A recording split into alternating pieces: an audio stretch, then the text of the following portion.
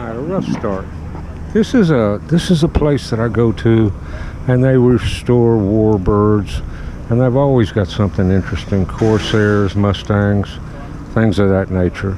And so the guy's telling me, he says, oh, by the way, you might want to check out that last hangar over there.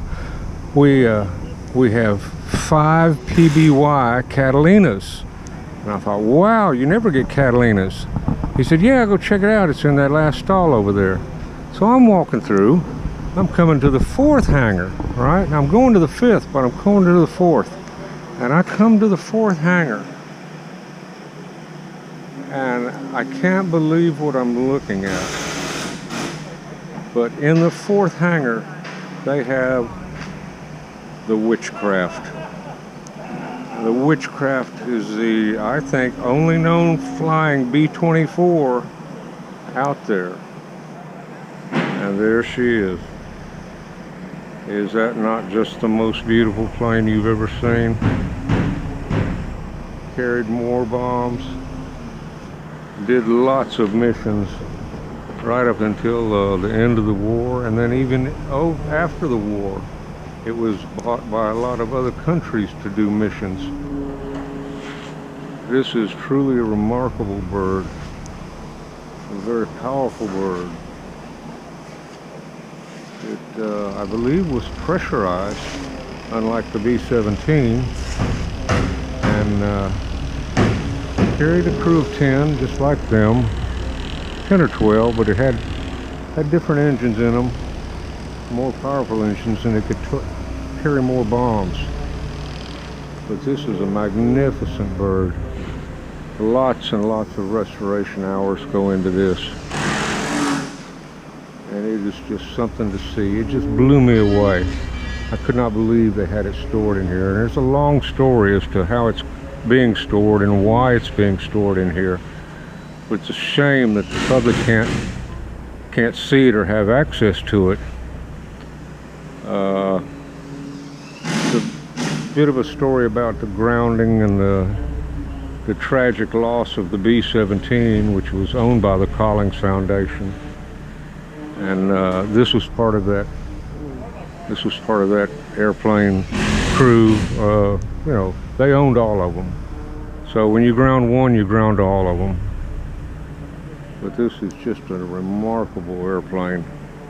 It was just totally unexpected to see such a magnificent piece of aircraft. One that was with as much history as it's got as well.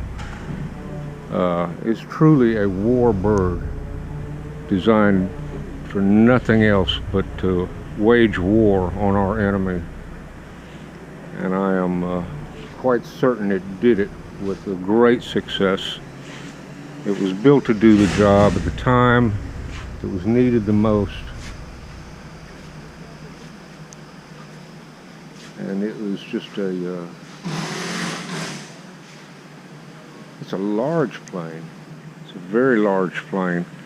Now, I mean, it's not a 747 or anything like that, but you got to remember when this was built, and the men that flew in these things were just young men.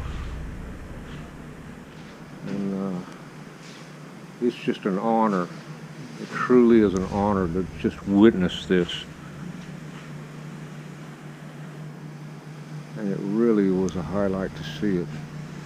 I'm going to get my lovely wife to maybe take a few photographs of me next to it, because I still got to pinch myself to even. I'm going to try and get the camera up there and look in. I can't see it myself, but maybe the camera will show me something.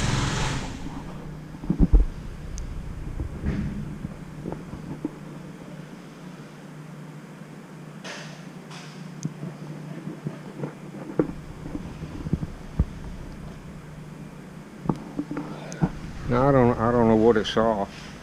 I can't see it. It's too high. But I'll check it out. And those are the superchargers under the engines. And I believe the B-17 had a set of them as well. Just all the engineering and all the figuring out how this is going to work and how that's going to work. It's just a magnificent example of American ingenuity. I'm going to splice it. I'm going to walk over to the other side, but I'm first going to get some still shots of it.